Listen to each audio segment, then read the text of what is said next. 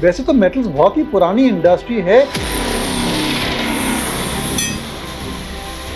Investors के लिए काफी इंपॉर्टेंट हो गई है। कौन से ऐसे नए प्रोडक्ट्स है, नए ट्रेंड्स है जिसकी वजह से पूरी जो मेटल इंडस्ट्री पर है वहां पर धीरे धीरे डिस्ट्रक्शन हो रहा है।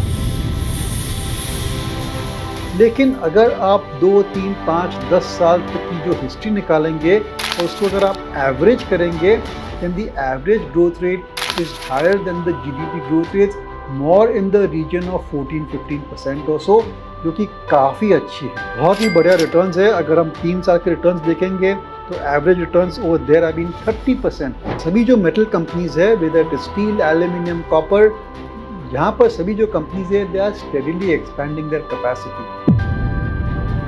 यानी कि धीरे धीरे जो रिटर्न्स है they have been very very good for the metal industry. इसलिए investor Jago. Deepan Mehta is joining us now, Director at Elixir Equities. Dipan Mehta. We have Deepan Mehta. Welcome on board, Dipan Mehta.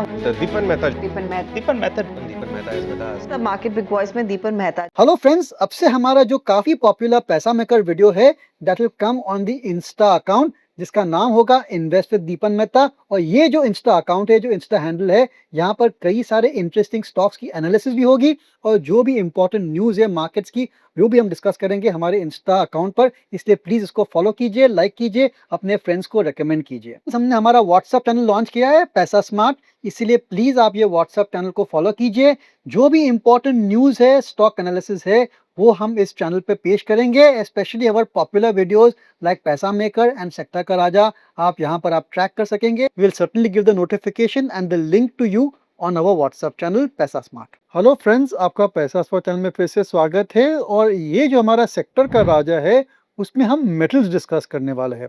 वैसे तो metals बहुत ही पुरानी industry है, लेकिन इसके जो applications है वो धीरे धीरे इम्प्रूव हो रहे हैं और बढ़ रहे हैं, जिसकी वजह से इन्वेस्टर्स को इस इंडस्ट्री पर खास नज़र रखनी चाहिए। मेटल्स यानी कि जो कंपनियां which are manufacturing steel, aluminium, copper, zinc, silver, gold की ऐसी कोई कंपनी है नहीं, बट ब्रॉडली जो मेटल्स है विच गो इनटू इंडस्ट्रियल एप्लीकेशंस, इन पर हम डिस्कस करेंगे आज। और ये जो इंडस्ट्री है इन्वेस्टर्स के लिए काफ़ी इंपॉर्टेंट हो गई है, क्योंकि बहुत सारे नए नए डिस्कवरीज की वजह से मेटल्स की एप्लीकेशन में धीरे धीरे चेंजेस आ रहे हैं। कौन से ऐसे नए प्रोडक्ट्स है, नए ट्रेंड्स है जिसकी वजह से पूरी जो मेटल इंडस्ट्री पर है वहाँ पर धीरे धीरे डिस्ट्रप्शन हो रहा है। एक तो हम देख रहे हैं कि जो इलेक्ट्रिफिकेशन चल रही है पूरी इंडस्ट्री में, पूरी इकोनॉमी में, उसकी वजह से जो मेटल्स है उसकी डिमांड पर थोड़ी असर पड़ रही है। The electrification is coming from solar equipment also, it is coming from electric vehicles also, और अब हम देख रहे हैं कि battery storage systems also have become very very important from a technology perspective। दूसरी बात यह है कि जो इलेक्ट्रिसिटी जनरेशन है वहाँ पर हम धीरे धीरे इम्प्रूवमेंट और बढ़ोतरी देख रहे हैं because of more and more data centres. इन जो डेटा सेंटर्स बन रहे हैं they require lot of consumption of electricity, जिसकी वजह से इलेक्ट्रिक डिस्ट्रीब्यूशन सिस्टम भी बढ़ रहे हैं। और ओवरऑल जो ट्रेंड हम देख रहे हैं which is more and more renewable power, वहाँ पर भी डिस्ट्रीब्यूशन इक्विपमेंट की डिमांड बढ़ रही है। And all of this distribution equipment is relying on metals for its manufacture and also for its advancement and also for expansion of capacity। तीसरी जो बहुत ही इंपॉर्टेंट ट्रेंड चल रही है वो है इलेक्ट्रॉनिक्स। चाहे वो कोई भी गैजेट हो, सेल फोन हो, टेलीविजन सेट हो, सभी सभी इलेक्ट्रॉनिक प्रोडक्ट्स में मेटल्स का जो कंजम्पशन है वो बढ़ रहा है। इसीलिए इलेक्ट्रिफिकेशन यानी कि ईवीज, इलेक्ट्रॉनिक्स यानी कि जो गैजेट्स हम यूज़ कर रहे हैं, और increase use of electricity because of more and more data centres, तो ये जो 3 पावरफुल ट्रेंड्स है इसकी वजह से मेटल्स की डिमांड धीरे धीरे बढ़ रही है। इन द इंडियन कॉन्टेक्स्ट जो हमारी कंपनियां है, स्टील और एल्यूमिनियम कंपनीज है, कॉपर कंपनीज है, उनका एक और भी एंगल है जो हम आपके साथ डिस्कस करना चाहते हैं, और वो एंगल है रुपी डेप्रिसिएशन। आप जानते नहीं होंगे लेकिन जो भी मेटल प्रोडक्ट्स है उनकी जो ट्रेडिंग होती है that is traded in international markets in US dollars. और हमारी जो इंडियन कंपनीज है जब वो कॉन्ट्रैक्ट साइन करते हैं for selling, all the selling prices is linked to international prices which are quoted in dollars. यानी कि जब जब रुपी डेप्रिशिएट होता है तो हमारी जो इंडियन मेटल कंपनीज है उनके रियलाइजेशन भी धीरे धीरे बढ़ते हैं। यानी कि हम तो यहाँ देख रहे हैं कि रुपी हैज गॉन पास 90.7 हो गया है, लेकिन ये जो कंपनियां है they are a good hedge against rupee depreciation, और ये जो कंपनियां है they stand to benefit significantly जब जब रुपी डेप्रिशिएट होता है। तो कौन सी ऐसी कंपनीज है जो हम इस वीडियो में डिस्कस करने वाले हैं and which are the products, तो ये खास ने बेसिकली ये जो कंपनियां है वो सिलेक्ट की है। These are all very very large companies, जैसे कि आप देख सकते हैं इनके मार्केट कैपिटलाइजेशन 50,000 करोड़ से लेके 2,37,000 करोड़ तक की मार्केट कैपिटलाइजेशन है। These are all well known names, investor जरूर से इनको जानते ही होंगे, लेकिन फिर भी उनकी नुआंसेस क्या है, उनकी खास उनकी उनकी जो खास हाइलाइट्स क्या है वो हम डिस्कस करेंगे इस वीडियो में, इसलिए प्लीज अंत तक देखिए। तो हमारी जो सिलेक्शन है for the metals is Hindalco and National aluminium in the aluminium industry. फिर वेदांता जो कि कई सारी मेटल्स में उनकी ऑपरेशंस रहती है, कई सारे सब्सिडीज भी है। And in the steel sector there is Jindal Stainless, Jindal Steel and Power, JSW Steel, Steel Authority of India यानी कि सेल, टाटा स्टील, और फिर जिंक में केवल एक लिस्टेड कंपनी है Hindustan Zinc which is a subsidiary of Vedanta. तो ये है हमारी पूरी universe as it comes to metals, और जैसे कि आप देख सकते हैं कि दे are more or less trading at or near about their all time high except for Hindustan Zinc and Hindustan Copper और स्टील अथॉरिटी, यानी कि जो मेटल इंडेक्स है that is scaling at near about all time high, जैसे कि आप देख सकते हैं इस चार्ट में। इसी वजह से हमने सोचा कि ये मेटल्स को है उसको इंडस्ट्री का जरूर से डिस्कस करना चाहिए। ये जो इंडस्ट्री है, एक और ख़ास बात ये इंडस्ट्री की ये है कि काफ़ी साइक्लिकल है। साइक्लिकल मतलब क्या? भाव बढ़ते हैं एंड प्रोडक्ट प्राइसेस के, फिर घटते हैं। एक क्लासिक साइक्लिकल इंडस्ट्री है, जब जैसे-जैसे भाव बढ़ते हैं एंड प्रोडक्ट प्राइसेस के, यानी कि कॉपर, स्टील, एल्यूमीनियम के दाम बढ़ते हैं, तो हमने देखा है कि मोर और मोर कैपेसिटी कम्स ऑन स्ट्रीम। फिर जैसे-जैसे कैपेसिटी बढ़ जाती है, तो भाव फिर जो एंड प्रोडक्ट प्राइसेस है, वो घटना चालू हो जाते हैं, डिक्लाइन चालू हो जाते हैं, और फिर जो कैपेसिटी एक्सपेंशन है वो बंद हो जाती है, डिमांड धीरे-धीरे बढ़ जाती है and again the prices start to go up. और ये जो साइकिल्स है, आई थिंक ये साइकिल्स की वजह से कई सारे इन्वेस्टर्स इन कंपनीज को थोड़ा कम प्राइस अर्निंग मल्टीपल यानी कि कम वैल्यूएशन देते हैं, लेकिन हमने देखा है कि पिछले कुछ सालों में ये जो साइकिल्स है वो काफ़ी आई वुड से सेडेट हो गई है, और जो एक्सट्रीम प्राइस वॉलेटिलिटी थी वो एक्सट्रीम प्राइसेस नहीं आ रहे हैं। इसकी वजह से इन्वेस्टर्स को अर्निंग्स में काफ़ी अच्छी प्रेडिक्टेबिलिटी मिल रही है। हमने देखा है कि कुछ सालों में इनकी जो वैल्यूएशंस है वो भी धीरे-धीरे बढ़ रहे हैं। इसीलिए इन्वेस्टर्स को खास इस सेक्टर पर नज़र रखना चाहिए, क्योंकि वैसे तो ये सेक्टर काफ़ी सिंपल है अंडरस्टैंड करने के लिए, और इंडिया एडवांटेज भी है, क्योंकि India has advantage in terms of manufacturing capacity, domestic market also and availability of raw materials. तो ये पूरा मेटल का जो इंडस्ट्री है, आई थिंक इंडियन इन्वेस्टर्स के लिए बहुत ही इम्पोर्टेंट है। कई सारी बड़ी-बड़ी कंपनियां हैं, यानी कि आप इन कंपनीज को अच्छी तरह से अगर ट्रैक करते हैं, then definitely you can have a sizeable position of these companies in your portfolio because of the kind of market capitalisation they have. इनके कॉर्पोरेट गवर्नेंस स्टैंडर्ड भी जनरली काफ़ी अच्छे हैं, और ट्रैक रिकॉर्ड जो हम डिस्कस करेंगे वो भी काफ़ी बढ़िया है। चलिए आगे चलते हैं, और एक मैं खास इमेज आपके सामने पेश करना चाहूँगा। ये जो इमेज है that is the image of all prices of all commodities, और यहाँ पर आप देखेंगे तो year to date the best performing commodities have been silver, platinum, palladium, gold, coffee, और फिर the worst performing have been orange juice. यानी कि मेरा कहना है कि अगर आप डीप यहाँ पर जाएंगे तो आप देखेंगे कि generally metal prices are done very well over the past 1 year और सो।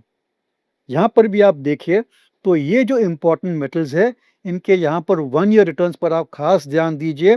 Gold is up 71%, silver up 108%, लेकिन जो इंडस्ट्रियल मेटल्स है, copper up 29%, aluminium up 11%, tin is up 39%, zinc lead nickel काफ़ी स्टडी है, लेकिन crude oil is down 14% and natural gas is down 7.8%। लेकिन हम basic हमारा जो फोकस है, हमारी जो डिस्कशन है, that is restricted to industrial metals, और यहाँ पर सबसे बढ़िया जो अप्रिसिएशन आया है मेटल्स ने, that has been in copper and aluminium and tin. चलिए अगर स्टील प्राइसेस देखेंगे तो steel prices in India generally have been very steady, slightly declining as well. तो ये एक अपॉर्चुनिटी भी बनती है क्योंकि अगर इस स्टील प्राइसेस से हमारी कंपनियां अच्छा प्रॉफिट बनाती है, तो जब साइक्लिकल अपस्विंग आता है स्टील में, then who knows the profit could be significantly higher. इसलिए संक्षेप में कहना चाहता हूँ कि एक तो इनकी एप्लीकेशन जो इंडस्ट्रियल मेटल्स है उनकी एप्लीकेशन बढ़ रही है because of various technology changes.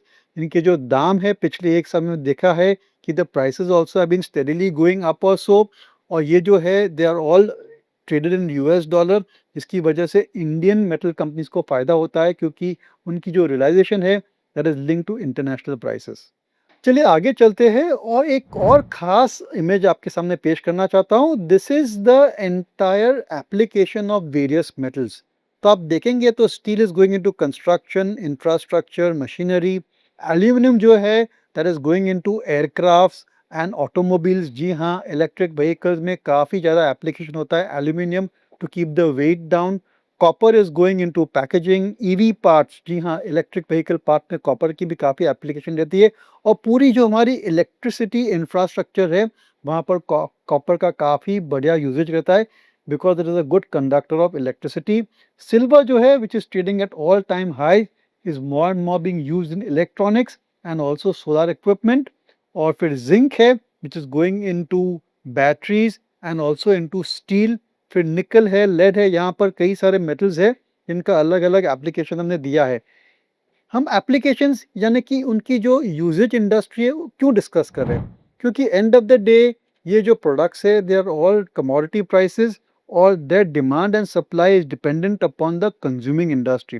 यानी कि अगर ऑटोमोबाइल्स की बिजनेस है बढ़ जाती है, automobile industry starts to do well, automatically aluminium है, स्टील है, that will start doing well. Infrastructure construction activity improve होती है तो स्टील की डिमांड बढ़ जाती है। अगर पूरा जो इलेक्ट्रिसिटी इंफ्रास्ट्रक्चर है, डिस्ट्रीब्यूशन है, जहाँ पर अगर हम लोग कैपेसिटी ऐड करना चाहते हैं तो कॉपर की डिमांड बढ़ जाती है। इसलिए as a investor you should definitely study these metals from the point of view कि कंज्यूमिंग इंडस्ट्री के प्रॉस्पेक्ट्स कैसे है। अगर कंज्यूमिंग इंडस्ट्री के प्रॉस्पेक्ट्स अच्छे हैं then these metals also will start to do very well going ahead also.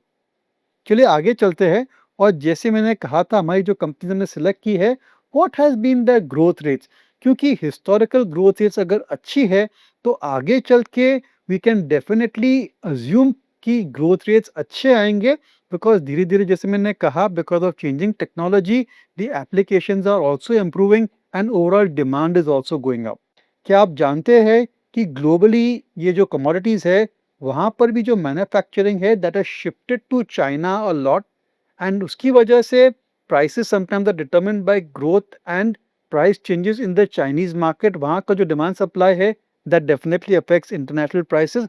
और दूसरी खास बात यह है कि जो डेवलप कंट्रीज है because of pollution and environment concerns वहाँ पर फ्रेश कैपेसिटीज नहीं आ रही है for all of these metals.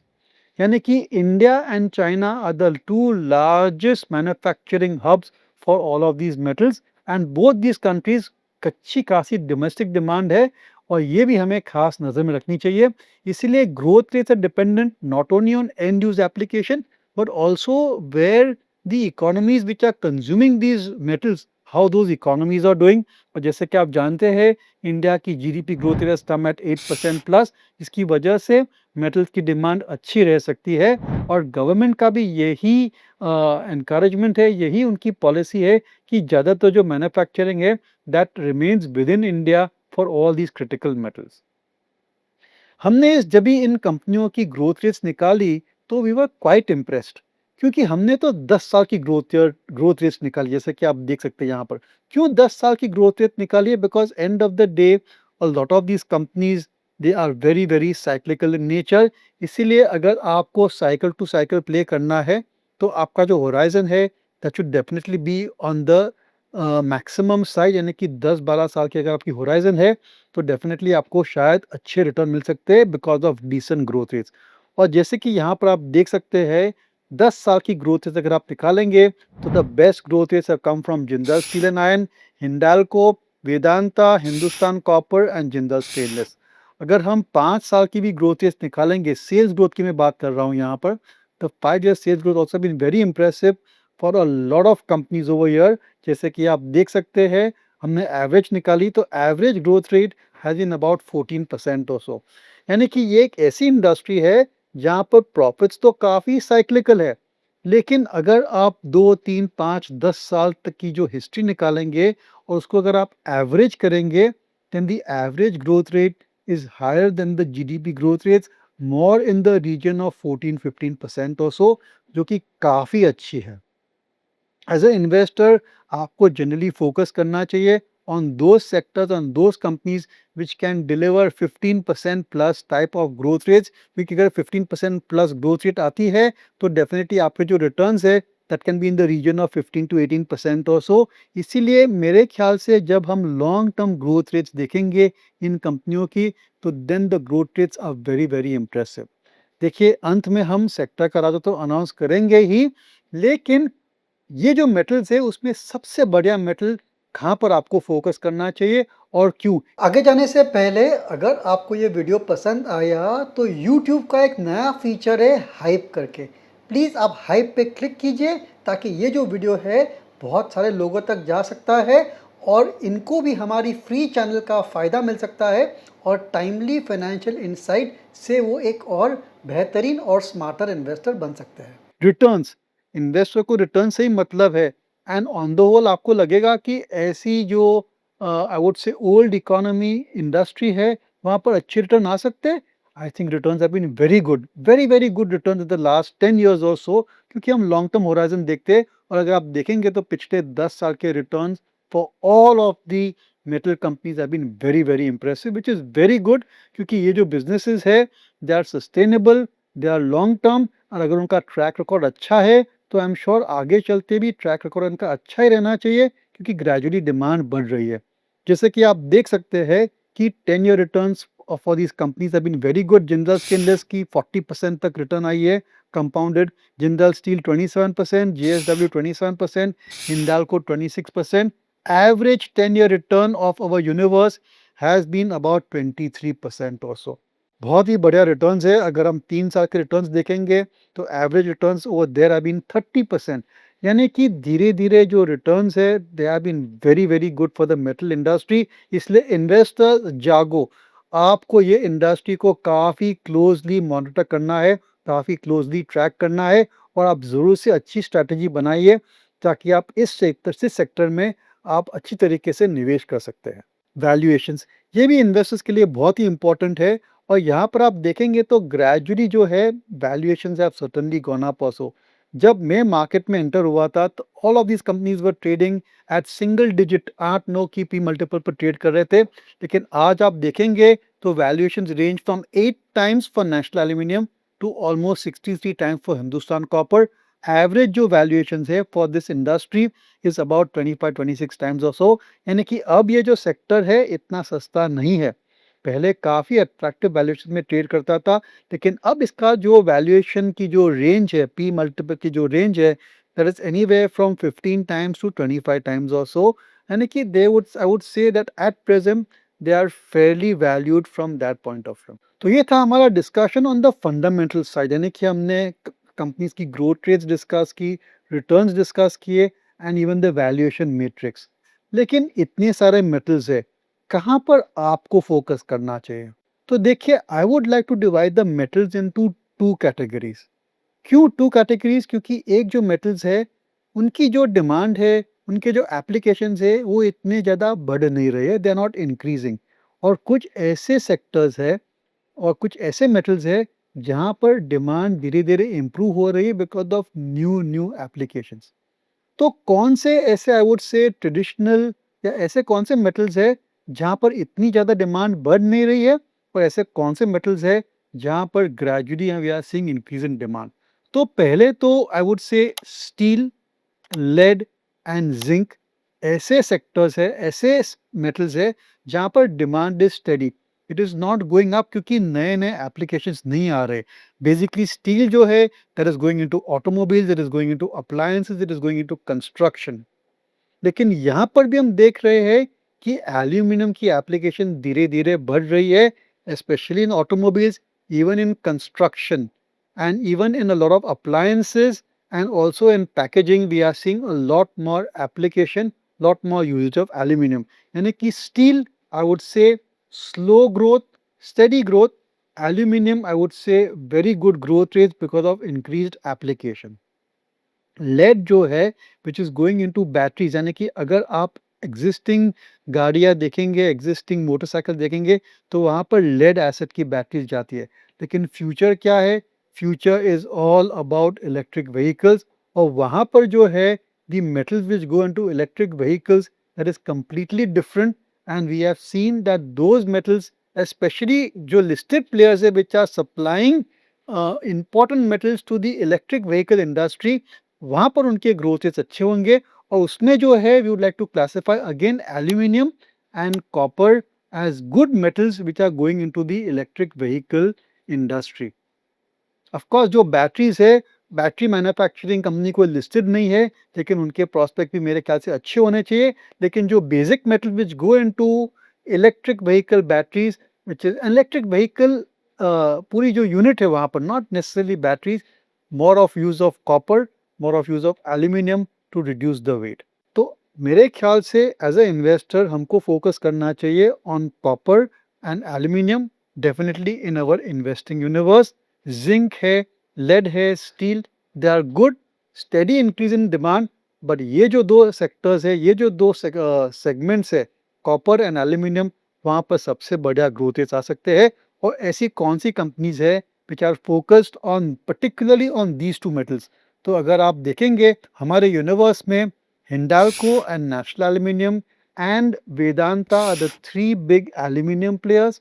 Hindustan Copper is the largest copper player, कुछ कुछ कॉपर का प्रोडक्शन हिंडाल्को में भी रहता है। और वेदांता जो है इट्स गॉट ऑलमोस्ट एवरीथिंग, उनके पास जिंक भी है, एल्यूमिनियम भी है, स्टील भी है, और कई सारे मेटल्स है वेदांता में। इसलिए आई वुड से वेदांता इज अ कंप्लीट, और I would say it is a complete conglomerate of all the metals in one single company. तो एज ए इन्वेस्टर अगर आप निवेश करने की सोच रहे हैं, तो I would like to go for more and more of aluminium companies and more of copper companies. लेकिन फ्रेंड्स, हिंदुस्तान कॉपर जो कि परफेक्ट प्लेयर कॉपर का, वहाँ पर वैल्यूएशंस काफ़ी महंगे हैं एट 64 टाइम्स और सो, इसलिए शायद ये हिंदुस्तान कॉपर हम अवॉइड कर सकते हैं। लेकिन बाकी जो कंपनियां हैं, स्पेशली दी एल्यूमिनियम कंपनी, जैसे कि हिंडाल्को है, नेशनल एल्यूमिनियम है, वेदांता है, ज़रूर से उस पर आप फोकस कर सकते हैं। आगे जाने से पहले एक और काफ़ी इंटरेस्टिंग थॉट, काफ़ी इंटरेस्टिंग डायनामिक आपके सामने डिस्कस करना चाहता हूँ, और वो है इन कंपनीज के एक्सपेंशन प्लान्स। जी हाँ, सभी जो मेटल कंपनीज है, whether it is steel, aluminium, copper, यहाँ पर सभी जो कंपनीज है they are steadily expanding their capacity. ये जो एक्सपेंशन ऑफ कैपेसिटी है, that is what is driving long term growth rates and long term returns for these companies as well. India एक मात्र मेरे ख्याल से ऐसी ज्योग्राफी है जहाँ पर हम अभी भी काफ़ी सारी मेटल्स की कैपेसिटी डाल रहे हैं, और हमारी जो कंपनियां हैं, बी ए टाटा स्टील, JSW हो, वेदांता हो, हिंदुस्तान जिंक हो, सभी जो कंपनियां हैं including PSUs like national Aluminium and copper, Hindustan copper, सभी कंपनियां अपनी कैपेसिटी धीरे धीरे बढ़ रही है। इसलिए आई वुड से फ्रॉम इन्वेस्टर्स पर्सपेक्टिव ये एक बहुत ही बढ़िया हेज हो जाता है फ्रॉम फॉलिंग प्राइसेस, क्योंकि अगर दाम घटते भी है एंड प्रोडक्ट प्राइसेस कम भी होते हैं, then volume increases can certainly drive the growth rates as we have seen in a whole host of steel companies also. चलिए अंत में आते हैं और हमारे सेक्टर का राजा की घोषणा करते हैं, और फाइनली हम रिस्क फैक्टर भी डिस्कस करेंगे। तो हमारा सेक्टर का राजा है, उसमें हमने थोड़ा स्प्लिट कर दिया है, क्योंकि स्टील जो है that is a very large component of the metal industry, and then there is non ferrous यानी कि नॉन स्टील मेटल्स, काफी अच्छी एक इन्वेस्टमेंट थीम है वहां पर। तो विद इन द स्टील हमारा सेक्टर का राजा has to be JSW steel. ये जो कंपनी है it's among the lowest cost producer of steel in the world, and steadily उन्होंने अपनी कैपेसिटीज बढ़ाई है, and amongst the top steel players in the world they have become just now. ये जो company है पूरी ऑर्गेनिकली यानी कि खुद अपने हिसाब से कैपेसिटी बना के they have increase their revenues and profits, और आज की तारीख में भी उनके जो एक्सपेंशन प्लान्स है बहुत ही बढ़िया है, काफ़ी सारा बैकवर्ड लिंकेजेस भी है, and as a company, as a group, they are stayed away from making acquisitions, यानी कि टाटा स्टील जैसे उन्होंने एक्विजिशन नहीं किए ओवरसीज, जिसकी वजह से their growth rates have been very very impressive. तो मेरे ख्याल से within the steel sector हमारे हिसाब से सेक्टर का राजा हैज टू बी JSW।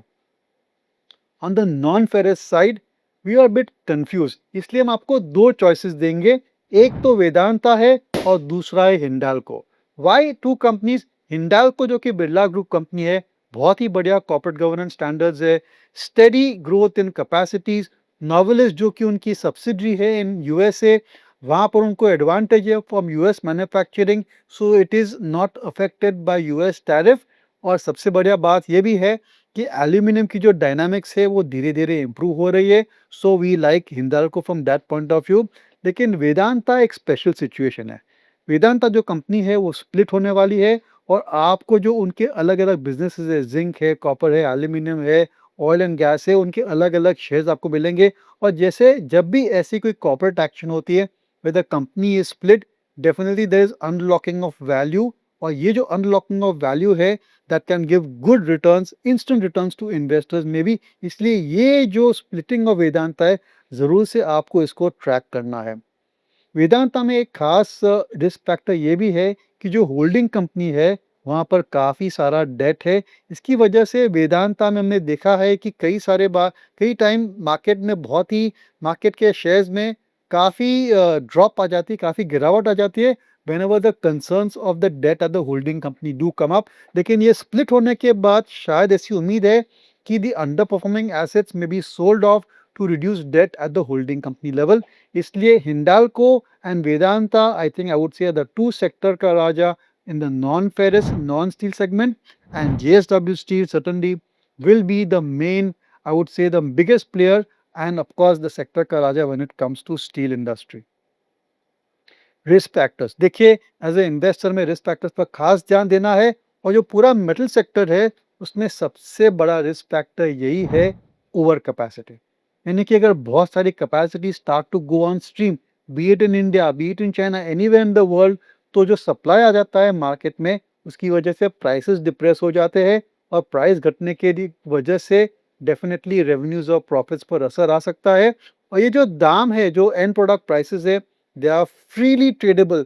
वहाँ पर कई सारे ट्रेडर्स भी ऑपरेट करते हैं, इनमें फ्यूचर्स ऑप्शन भी चलता है, इसलिए काफ़ी वॉलेटाइल रहते हैं ये prices. They go up anyway from 15 to 20% in one year, they go down also by 15-20% in one year. इसलिए ये जो कंपनियां हैं, अगर उनके जो एंड प्रोडक्ट प्राइसेस है, स्टील, एल्यूमिनियम, कॉपर, लेड, अगर भाव घट जाते हैं, कम हो जाते हैं, तो automatically the revenues get affected and losses also can happen for this companies. अगर आप इसके पिछले 15-20 साल के ट्रैक रिकॉर्ड देखेंगे तो ऐसे कई सारे क्वार्टर्स थे जहां पर इन कंपनियों ने एक्चुअल लॉसेस दिखाए हैं।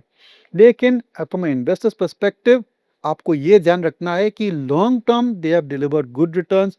एंड ऑफ द डे जो भी लिस्टेड मेटल कंपनीज है, इनके बैलेंस शीट काफ़ी स्ट्रांग है, and most importantly they are able to withstand this volatility in end product prices.